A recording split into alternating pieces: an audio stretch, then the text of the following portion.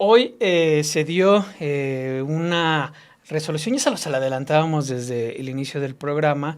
como la Suprema Corte de Estados Unidos pues determina pues darle palo, cancelar, rechazar el reclamo que había hecho el gobierno mexicano en una de dos demandas en el que estaba a una demanda de 10,000 millones de dólares en la que alegaba el papel que tienen las principales armerías de Estados Unidos en la venta ilegal de armamento que termina en armas de estas organizaciones del crimen organizado que el propio gobierno de Estados Unidos considera terroristas y que va a actuar contra ellos en la medida en que se actúe contra un terrorista dentro de su territorio, solo han aclarado. Pues bueno, se presenta esta demanda desde 2021, Romina, y determina esta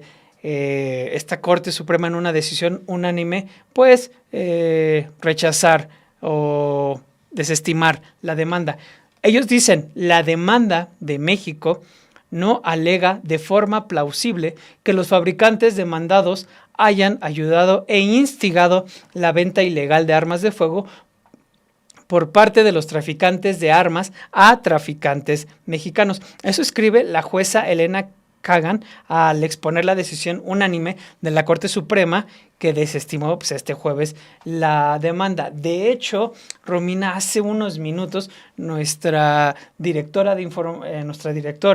redacción, Rita Varela, a quien le mando un saludo, nos enviaba precisamente la que es ya la respuesta del gobierno mexicano, que hubo una primera de la presidenta Claudia Sheinbaum Pardo, fue muy breve, y lo que hace unos minutos la Secretaría de Relaciones Exteriores, que es precisamente la que difunde, la que presenta esta demanda a nivel federal en 2021, pues ya reaccionó pues precisamente lamentando los términos en los que se da esta propuesta, este rechazo de la demanda por parte de la Corte Suprema. Está rechazando la decisión de la Suprema Corte de Estados Unidos contra esta demanda presentada a fabricantes de armas. Se lo leo textualmente, dice: la Suprema Corte de Estados Unidos sostuvo hoy que la Ley de Protección del Comercio Legal de Armas, la PLCAA por sus siglas en inglés, da inmunidad y protege a los fabricantes de tener responsabilidad legal. El argumento central publicado esta mañana en su sitio web oficial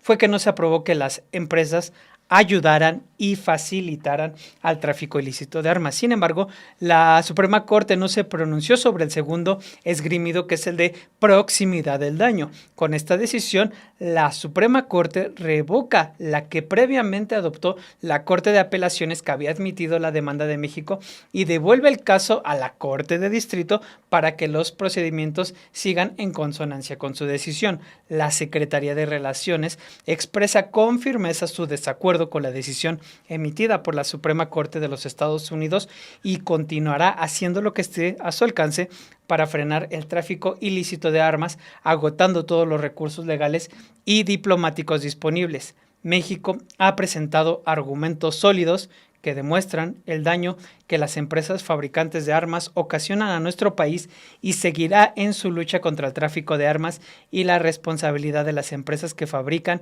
y permiten el flujo de armas siga alimentando la violencia y nutriendo a los grupos delictivos que atentan contra la paz y la seguridad de las familias mexicanas.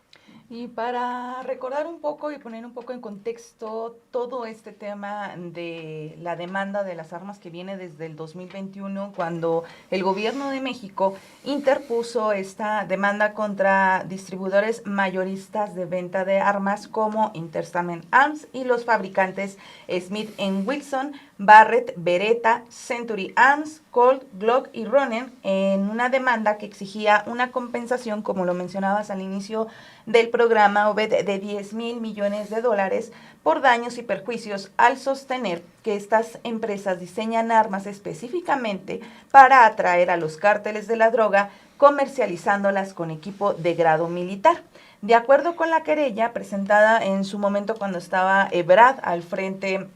de la Secretaría, este armamento se emplea en el asesinato, mutilación de niños, jueces, periodistas, policías y ciudadanos. Barrett, Beretta, Century Arms, Colt, Glock y Ronin fueron excluidas del caso por razones procesales, dejando solamente a la gran distribuidora Interstammer Arms y a Smith Wesson como los únicos demandados. Para el siguiente año, en el 2022, un juez desestimó la demanda, pero en enero de 2024, una corte de apelaciones resolvió que México sí había demostrado que las empresas fabricantes y esas distribuidoras de armas pues no gozaban de impunidad por prácticas comerciales negligentes que facilitaban el tráfico ilícito de sus productos. Y es que, por ejemplo, en Estados Unidos, pues ustedes saben que se permite tener un armamento, pero en muchas de los lugares en los que venden armas, pues se venden armas que evidentemente no utiliza el ciudadano común, no va a utilizar una Barrett, que las conocidas como matapolicías o cañones o fusiles de alto impacto. Normalmente utilizan armas calibres 22, más cortas, y es evidente que muchos de estos armamentos, pues desde el momento en el que van a comprarlos, era evidente que no era como para el ciudadano común que tiene su arma dentro de su vivienda. De ahí es donde también parte de esta amenaza empezaba a señalar es que sí hay una venta negligente de ese tipo de armamentos que llegan a las armas de los cárteles mexicanos. La Corte Suprema atrajo el asunto en octubre, un mes antes de que Donald Trump fuera reelegido nuevamente como presidente. En respuesta, las empresas Interstammer Arms y Smith Wesson respondieron con una demanda contra el gobierno mexicano, es decir, una contrademanda, alegando que su querella buscaba intimidar a la industria para que adopte medidas de control de armas que han sido rechazadas repetidamente por los votantes estadounidenses. Sin embargo, el 4 de marzo, la Corte Suprema desestimó la queja considerando que México presentó argumentos plausibles de que las empresas facilitaron la venta ilegal de armas en perjuicio de ese país. Al respecto, pues también hay cifras interesantes que también nos ponen en contexto de todo esto que ocurre con el tráfico y pues la llegada y la venta de armas que pues caen en las manos de los cárteles. Precisamente fue por febrero que tú y yo hicimos un texto en el que dábamos cuenta de este río de plomo que se ha reportado mucho, pero aquí lo interesante y lo importante entender es que Estados Unidos en esta respuesta es decir ellos que no hay manera de vincularlos con el tráfico, de que la venta de armas termine en traficantes y a su vez aquí en México en los crímenes. Sin embargo, por ejemplo, en esa ocasión nosotros entrevistamos a Omar García Ponce, que es profesor de Ciencia Política y Asuntos Internacionales de la Universidad en Washington, quien nos comentó en ese momento, en febrero, que dentro de Estados Unidos sí existen facilidades para el ingreso ilegal de armamento a México que terminan en manos del crimen organizado, con alrededor de 9,000 licencias para vender armas a lo largo de la frontera entre ambos países. De hecho, hay un mapita, Pau, que ahí se ve precisamente cada uno de estos. Es ese mapa que él preparó en el cual tú puedes identificar cada uno de las 9,000 licencias, 9,000 establecimientos en donde se venden armas a lo largo de la frontera y que muchas de estas armas son las que terminan en manos del crimen organizado. Identificaban particularmente exactamente allí en el estado de Texas, donde tenían 5,000 de todos ese universo de permisos, que es donde se concentra. Nos decía en ese entonces el académico Omar García Ponce, que era un factor muy importante para entender el fenómeno del crimen organizado y del tráfico de drogas de México a Estados Unidos, la manera en la que los traficantes adquieren todo su arsenal en cada uno de estos establecimientos, que no tienen que ser muchas veces compras a gran escala y como en las películas que traen sus cajas en puertos y demás, sino decía muchas veces es una cuestión de tráfico a nivel muy hormiga, por decirlo de alguna manera. Él decía y recordaba estas estimaciones que existen dentro del propio gobierno estadounidense que hablan de que entre el 70 y el 90%, dependiendo del año, de las armas que son decomisadas en México, una vez que son rastreadas, pues de dónde provienen, pues sí, apuntan precisamente a Estados Unidos. En su mayoría son fusiles de asalto, armas de alto poder, como el AK-47. Los famosos cuernos de chivo. Los famosos cuernos de chivo. De hecho, en efecto, la Oficina de Alcohol, Tabaco, Armas y Explosivos, la ATF, como usted la podrá encontrar, confirmó apenas en enero que el 82% de las armas del cártel de Sinaloa y del cártel Jalisco Nueva Generación, pues provienen de Estados Unidos. Sí, de hecho, quienes han estado dando seguimiento muy puntual, incluso antes, y de este tema es una organización que se llama Alto a las Armas de Estados Unidos a México, que le ha dado desde antes de que se hiciera la demanda, ha estado precisamente sobre el tema de las armas que van de Estados Unidos hacia México, y esa organización, Stop USA Arms to México, así se llama, indicó en enero de este año que desde hace tiempo Texas y Arizona pues son los principales estados de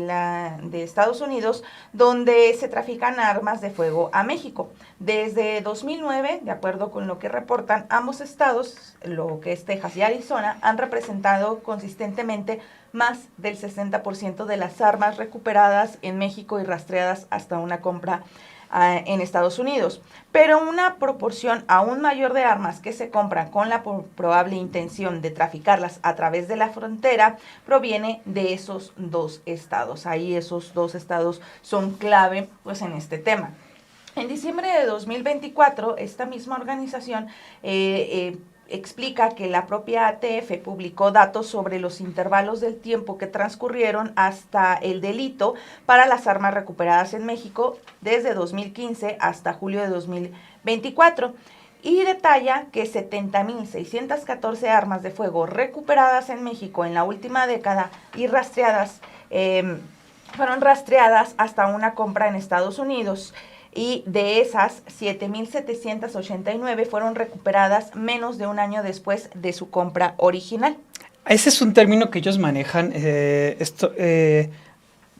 Stop US Arms to México, parar el flujo de esta organización, que es tiempo transcurrido hasta el delito. Tiempo transcurrido hasta el delito, ellos explican que es el periodo de tiempo comprendido entre la compra legal de un arma, que eso es importante, porque allá en Estados Unidos la compran de manera legal, y su recuperación por parte de las autoridades, puede ser aquí en México, ¿no? Dice, este tiempo transcurrido hasta el delito, cuando es corto, especialmente menos de un año, dicen ellos, es un indicador importante de si un arma de fuego se compró con fines de tráfico. De hecho, Pau, tenemos esta gráfica que viene precisamente en este informe que publica apenas en febrero, me parece, esta organización, y ahí nosotros podemos ver cómo las armas de fuego recuperadas por México menos de un año después de que hayan sido vendidas en Estados Unidos, es el periodo de tiempo de 2015 a 2024, y lo que podemos ver es cómo se da un incremento brutal desde 2015, que fue en su momento uno de los años más violentos, hasta 2024, ve el incremento que han tenido, es un crecimiento que más o menos desde 2021 ha sido exponencial hasta llegar a 2024 a uno de sus niveles máximos. De hecho, es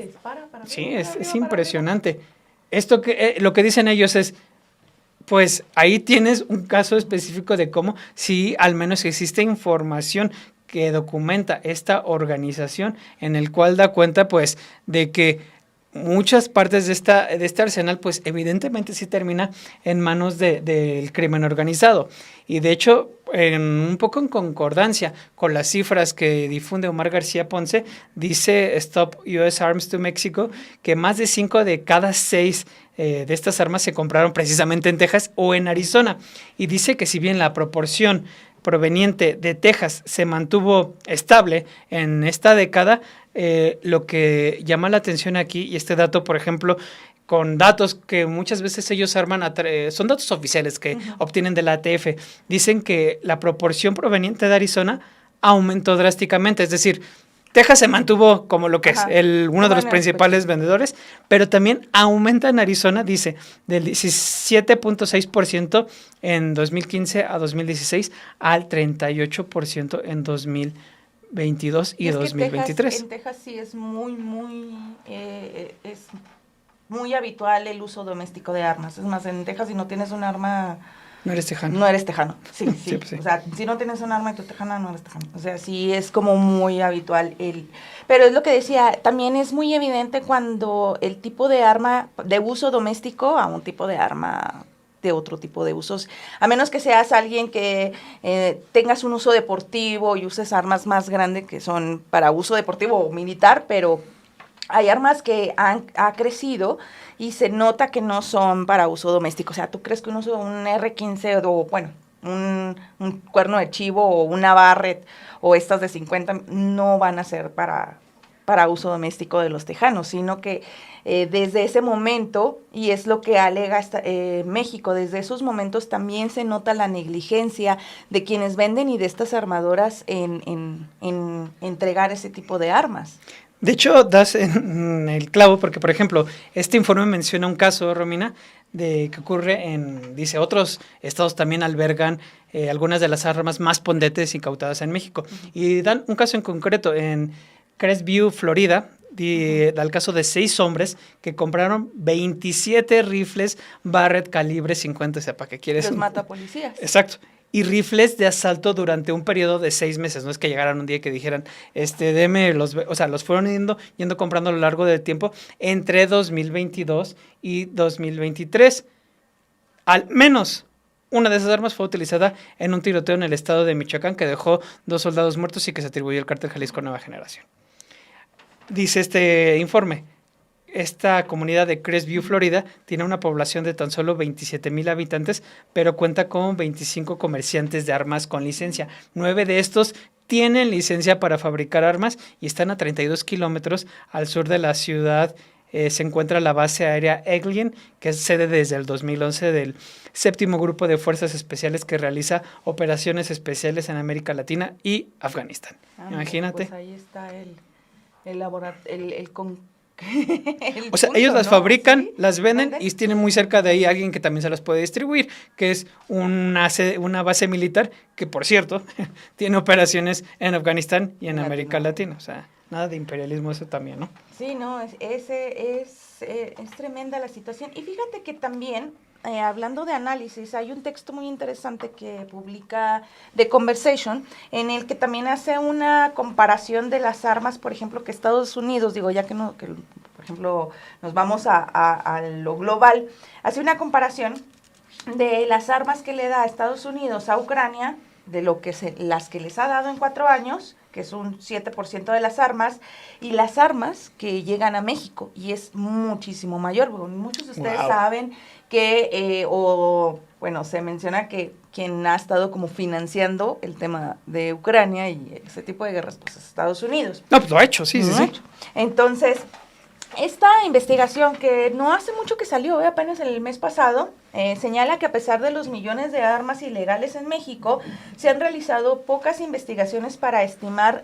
pues la dimensión y la cantidad de las que llegan. Las estimaciones de flujo ilegal anual oscilan entre las 200,000 y 600,000 armas. De hecho, esta organización que detengan las armas de Estados Unidos a México, ellos estiman un anual de 250,000 armas que se trafican por año. Esas son las estimaciones que ellos tienen, pero de acuerdo con esto que dice The Conversation, pueden oscilar hasta las 600,000 armas, pero pues hay muy pocas metodologías para determinar la cantidad o un aproximado de cuántas armas pueden fluir de Estados Unidos a México. Algunas agencias se basan, por ejemplo, en un estudio que los mismos de The Conversation realizaron hace 10 meses, en el cual estiman un promedio de 253,000 armas traficadas anualmente, esto entre el 2010 y el 2012. Parte del problema es que la ley federal estadounidense restringe el acceso a los datos de rastreo de armas tanto para investigadores como para el público en general. La ATF a veces publica cuántas armas ha incautado en México y que fueron rastreadas hasta comerciantes estadounidenses, pero tampoco ofrece una estimación oficial del tráfico. Quienes hicieron esta investigación son los periodistas Sean Campbell y Tower McDowell de Conversation, quien revisaron los datos de la Oficina de Alcohol, Tabaco, Armas, Fuegos y Explosivos, la ATF, como lo hemos estado mencionando, y es un estudio sobre las armas traficadas a México y rastrearon su origen hasta los distribuidores de Estados Unidos. Los registros que estaban en un lote, parte del estudio que ellos hacen es a los registros que estaban en un lote de cerca de 10 millones de correos electrónicos hackeados en los famosos Guacamaya Papers y que obtuvieron ellos a través de un repositorio estadounidense del Distributed Deed of Secrets. Para estimar el flujo de armas, los periodistas recopilaron estimaciones previas y compararon los datos de fabricación de armas de fuego y los rastreos que hace la ATF y construyeron un modelo que arrojó en una estimación, y ellos dicen, nos vamos a ir conservadores. Ellos en esta estimación dicen que alrededor de 135,000 armas de fuego fueron traficadas a México desde Estados Unidos en 2022. A modo de comparación, ya que es la comparación, Ucrania, en guerra con Rusia, recibió 40,000 armas pequeñas de Estados Unidos entre enero de 2020 y abril de 2024, un promedio de 9,000 por año. Eso representa menos del 7% del tráfico que Estados Unidos exportó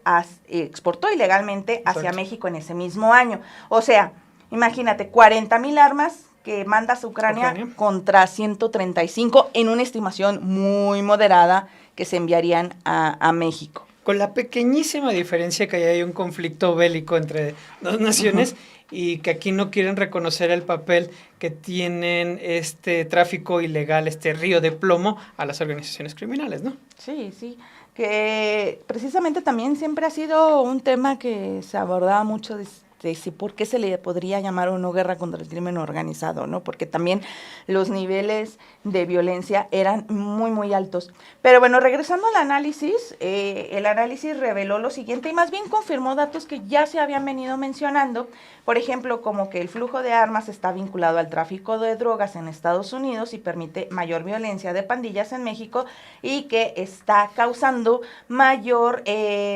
tráfico o mayor número de personas que huyen en la frontera. Y fíjate, hasta eso le debería de convenir a Donald Trump, porque si no quiere que lleguen tantos migrantes, pues también no mandes tantas armas que generan más violencia y que esa violencia genera mayor migración hacia Estados Unidos. Un aumento, también otro de los aspectos que destaca este estudio de The Conversation es el aumento en el tráfico de armas desde Estados Unidos, el cual se relaciona directamente con el aumento de la tasa de homicidios en México, algo que también ya se había estado mencionando mucho. Y también otro de los detalles es que es más probable que las armas más destructivas provengan de comerciantes independientes que de grandes cadenas. Pues de hecho sí, que es precisamente los datos que exponíamos, ¿no? Sí, que son, por ejemplo, esos pequeños comerciantes venden 16 veces más armas de asalto y 60 veces más rifles de francotirador. Entonces, como decían ahí, un tema de también cultura de Estados Unidos, ciertamente, sobre todo cuando está en la Constitución, lo respalda lo que ellos consideran un derecho a estar armados.